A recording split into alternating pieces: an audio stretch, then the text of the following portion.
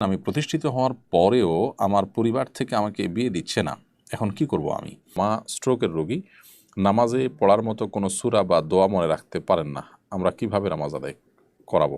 সূচিবায়ু থেকে মুক্তির উপায় এবং আমল বলবেন প্লিজ। বারবার হাত ধুলেও মনে হচ্ছে পরিষ্কার হচ্ছে না। আমি একজন অটো চালক, আর আমার একজন ভাই সিএনজি চালক। আমাদের তো ভাড়া কোনো নির্ধারিত নয়। এখন আমরা প্যাসেঞ্জারদের কাছ থেকে কোন হিসাবে ভাড়া নিব? মসজিদ কমিটির সদস্যদের কি কি গুণ থাকা উচিত? কোরআন সুন্নাহর আলোকে জানাবেন। বুশরাস ব্লগ এই আইডি থেকে আপনি লিখেছেন, আমার মা স্ট্রোকের রোগী, নামাজে পড়ার মতো কোনো সূরা বা দোয়া মনে রাখতে পারেন না। আমরা কিভাবে নামাজ আদায় করাবো? বোন বুশরা, আপনার মাকে আল্লাহ তাআলা পরিপূর্ণ শিফা দান করুন, আমরা দোয়া করি। তিনি নামাজে কোনো সূরা বা দোয়া যদি মনে করতে না পারেন, তো যতটুকু তিনি মনে করতে পারেন ততটুকু পড়বেন। তিনি যদি দাঁড়িয়ে রুকু সিজদা করে রাকাত সংখ্যা মনে রেখে সালাত আদায় করতে পারেন, তো নামাজের মধ্যে যদি এরকম হয় যে তিনি ভুলে যাচ্ছেন কোনটা পড়ছেন কোনটা ছুটছে সেটা তার খেয়াল না থাকে, তাহলে সেক্ষেত্রে এটুকুর জন্য তার নামাজের অসুবিধা হবে না। এটি তার আল্লাহর পক্ষ থেকে মাফ হিসাবে বিবেচিত হবে। কারণ লা ইউকাল্লিফুল্লাহু নাফসান ইল্লা উসআহা, আল্লাহ তাআলা মানুষকে তার সাধ্যের বাইরে কোনো কিছু চাপিয়ে দেন না। অতএব যেহেতু তিনি ভুলে যান, স্মরণ রাখতে পারেন না, আশা করা যায় আল্লাহ রাব্বুল আলামিনের কাছে এর জন্য কোনো দায়-দায়িত্ব তার থাকবে না। আসিফ বিডি আইডি থেকে আপনি লিখেছেন, আমি প্রতিষ্ঠিত হওয়ার পরেও আমার পরিবার থেকে আমাকে বিয়ে দিচ্ছে না। এখন কি করব আমি? ভাই আসিফ, আপনার পরিবার থেকে আপনাকে যদি বিবাহ শাদী না দেওয়া হয়, তাহলে সেক্ষেত্রে আপনি আপনার পরিবারকে, পরিবারের যে সমস্ত সদস্যদের মাধ্যমে আপনার বাবা মা, আপনার প্যারেন্টসদেরকে আপনি কনভিন্স করতে পারবেন, তাদের মাধ্যমে আপনি চেষ্টা করবেন। যদি সেটা না পারেন, তাহলে আপনি নিজের উপার্জনে নিজে যদি চলেন, অর্থাৎ নিজের আয় উপার্জন থাকে, স্ত্রী চালানোর মতো অবস্থা থাকে, আর এদিকে বিয়ে না করলে আপনি গুনাহে লিপ্ত হয়ে যাবেন মনে হয়, তাহলে সেক্ষেত্রে আপনি নিজে বিয়ের উদ্যোগ নিতে পারেন। কিন্তু অবশ্যই প্যারেন্টসের মাধ্যমে বিয়ে হয় উচিত এবং শরীয়ত সেটাই বলে। একেবারে নিরুপায় যদি হয়ে যায় যে চরিত্র সংরক্ষণের ব্যাপার, আর তারাও বাধা দিচ্ছেন যে তাদের মধ্যে দিনই চেতনা নাই, দিনই বুঝ নাই, তারা দিনই যে ডিমান্ড আছে সেটাকে মাথায় রাখছেন না, তারা খামখেয়ালিপনা করছেন, তাহলে আপনি চরিত্র হেফাজতের জন্য নিজে বিয়ের উদ্যোগ নিতে পারবেন। তবে বাবা মাকে আস্থা এনে করতে পারলে সেটা সবচেয়ে বেটার। কোহিনুর ইসলাম কণিকা, আপনি লিখেছেন, সূচিবায়ু থেকে মুক্তির উপায় এবং আমল বলবেন প্লিজ। বারবার হাত ধুলেও মনে হচ্ছে পরিষ্কার হচ্ছে না।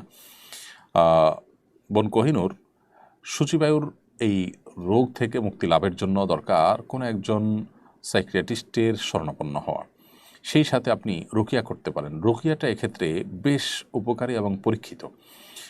আপনি যদি রুকিয়ার বিভিন্ন অ্যাপ আছে, মোবাইলের অ্যাপ বা প্লে স্টোরে গিয়ে রুকিয়া লেখেন, RUQYAH, রুকিয়া লিখে সার্চ দিলে আপনি অনেকগুলো অ্যাপ পাবেন। এর ভিতরে যেটা আপনার সুবিধাজনক মনে হয় আপনি সেটা নামিয়ে নেবেন। খেয়াল করবেন ওখানে কোনো মিউজিক তো নাই, সূক্ষ্মভাবে সাধারণত থাকে না।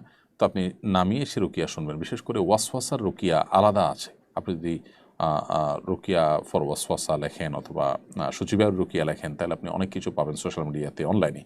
সেখান থেকে আপনি রুকিয়া নিয়মিত যদি করেন, অথবা কোনো রাকি যারা ঝাড়ফুঁক করান, ঢাকায় অনেক রাকি আছেন, রুকিয়ার অনেক গ্রুপ আছে সোশ্যাল মিডিয়াতে, রুকিয়া গ্রুপ, রুকিয়া সাপোর্ট গ্রুপ লিখলেও পাবেন। তাদের মাধ্যমে, সে রাকিদের মাধ্যমে আপনি রুকিয়া করাটা ইনশাআল্লাহ নিলে উপকার পাবেন। কারণ এটি রুকিয়ার যে মাধ্যমে আপনার সূচিবায়ুর ব্যাপারটা ভালো হওয়া, এটা আমার জীবনে বেশ অনেকগুলো ঘটনা আমার সামনে আছে, অর্থাৎ ভালো হওয়াটা এটা পরীক্ষিত। এমডি পরাণ, আপনি লিখেছেন, আমি একজন অটো চালক, আর আমার একজন ভাই সিএনজি চালক। আমাদের তো ভাড়া কোনো নির্ধারিত নয়। এখন আমরা প্যাসেঞ্জারদের কাছ থেকে কোন হিসাবে ভাড়া নিব? নাকি আমরা প্যাসেঞ্জার থেকে দরদাম করে যা নিতে পারি তাই নিব? দেখুন, আপনি প্যাসেঞ্জার এর কাছ থেকে যখন ভাড়া নেওয়ার প্রসঙ্গ আসবে, দেখবেন যে যেই দূরত্বে যেই ভাড়া প্রচলিত আছে সেটাই আপনার ভাড়া হিসাবে নির্ধারিত হবে। আপনি যদি দরদাম করে নেওয়ার সুযোগ থাকে এবং দরদাম করে নেওয়ার প্রয়োজন দেখা দেয় এবং নির্দিষ্ট কোনো অফিসিয়াল ভাড়া নির্ধারিত না থাকে, তাহলে সেটা আপনি করতে পারবেন, সেটা জায়েজ আছে। আর বিশেষ করে সিএনজিতে যেহেতু মিটারে পরিচালনা করার কথা সিএনজি, তো এই সিএনজিতে আপনার মিটারের বাধ্যবাধকতা যদি আপনাকে আইনের মাধ্যমে আপনাকে বলে দেওয়া হয়, বা আপনি সেটার অধীনে পরিচালিত হয়ে থাকেন এবং আপনি যদি সই করে সেটাকে গ্রহণ করে থাকেন, এগ্রি করে থাকেন যে আপনি মিটারেই পরিচালিত হবেন, তাহলে আপনার মিটারে পরিচালিত হওয়া উচিত। আমি জানি না এখানে গ্যাপের জায়গাটা কোথায়। অনেক সিএনজি চালকরা বলেন যে মিটারে পরিচালিত হলে বা মিটারে যদি সিএনজি চালান তাহলে তারা কোনোভাবে পোষাইতে পারেন না। তো যদি তারা পোষাতে না পারেন তাহলে সেক্ষেত্রে এটাকে যৌক্তিক পর্যায়ে নিয়ে আসা উচিত। নিশ্চয়ই যথাযথ কর্তৃপক্ষ যৌক্তিক একটি হার ঠিক করেছেন। যদিও আমাদের দেশে নানা অসততার কারণে দেখা যায় যে তাদেরকে ঘুষ দিতে হয় বিভিন্ন ক্ষেত্রে, এসব কারণে হয়তো তারা পোষায় উঠতে পারেন না, আমি পুরোপুরি জানি না। তবে যদি মিটার থাকে এবং মিটার তারা চলাচল করবেন এ মর্মে তারা চুক্তিবদ্ধ থাকেন, তারা তাদের মিটারেই পরিচালিত হওয়া উচিত বা মিটারেই তারা চালানো উচিত সিএনজিকে।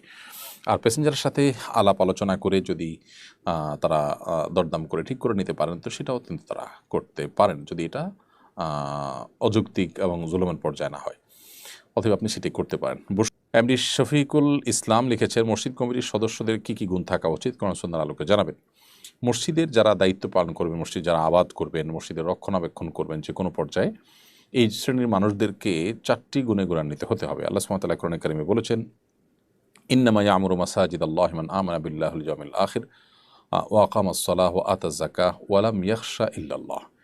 আল্লাহর ঘর আবাদ করবে সেই মানুষেরা যারা আল্লাহ এবং আখিরাতে বিশ্বাস করে, সালাত কায়েম করে, যাকাত দেয় এবং আল্লাহ ছাড়া কাউকে পরোয়া না করে। এই 4 গুণে বিশিষ্ট মানুষরা আল্লাহর ঘর আবাদ এর জন্য উপযোগী।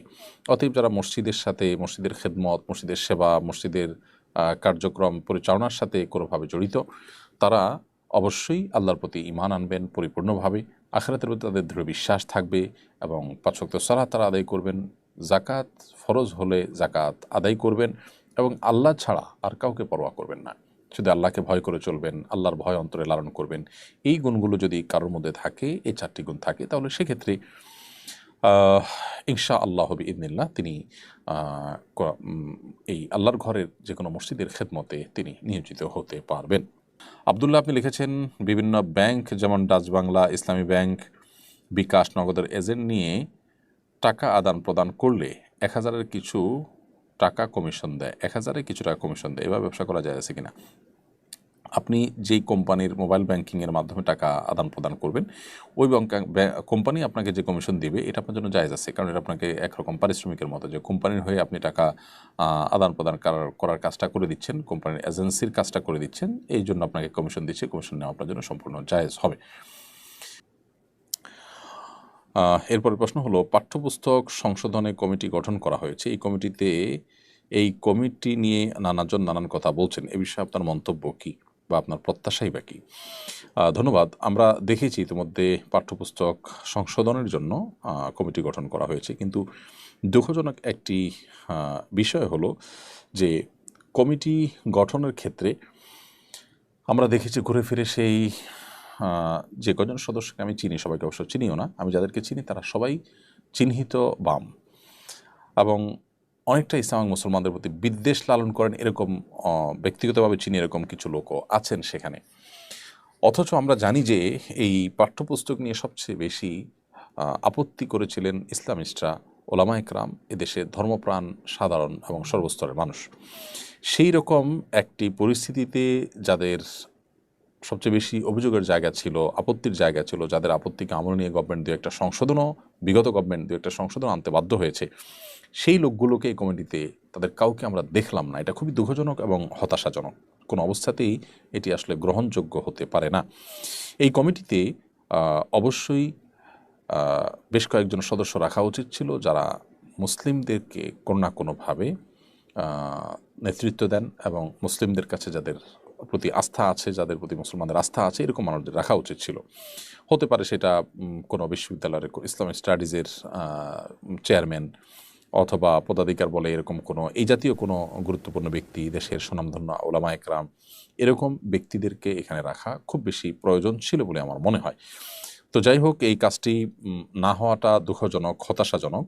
যে কমিটি হয়েছে সেই কমিটিতে এখনও সংশোধন করার সুযোগ বা সেখানে যোগ বিয়োগ করার সুযোগ থেকে থাকলে সেখানে আমি উদাত্ত আহ্বান করব যে ওলামা ইকরাম এবং সাধারণ মুসলমানদের কাছে আস্থাভাজন বা ইসলামী জ্ঞানের আলোকে সমৃদ্ধ এরকম মানুষদেরকে যেন সেখানে সংযুক্ত করা হয়। সেই সাথে আমার আরেকটি আহ্বান থাকবে যে এই কমিটি যেন গণমানুষের যে চিন্তা ভাবনা সেটা যেন তারা তাদের সিদ্ধান্তের মাধ্যমে সেটার প্রতি যেন শ্রদ্ধা তারা জানান, এবং গণমানুষের আকাঙ্ক্ষার প্রতিফলন জনসাধারণ তাদের এই সিদ্ধান্তে, এই কমিটির সিদ্ধান্তে যেন আসে। তারা সংস্কারের নামে যেন দায়সারা সংস্কার না করেন। এদেশের সংখ্যাগরিষ্ঠ মানুষের চিন্তা চেতনা বিশ্বাস পরিপন্থী কোনো কিছু চাপিয়ে দিতে চাইলে আবার মানুষ রাস্তায় নেমে আসবে এবং অস্থিতিশীল পরিবেশ হবে, দেশের জন্য ভালো কিছু দিন শেষে সেটা বয়ে আনবে না।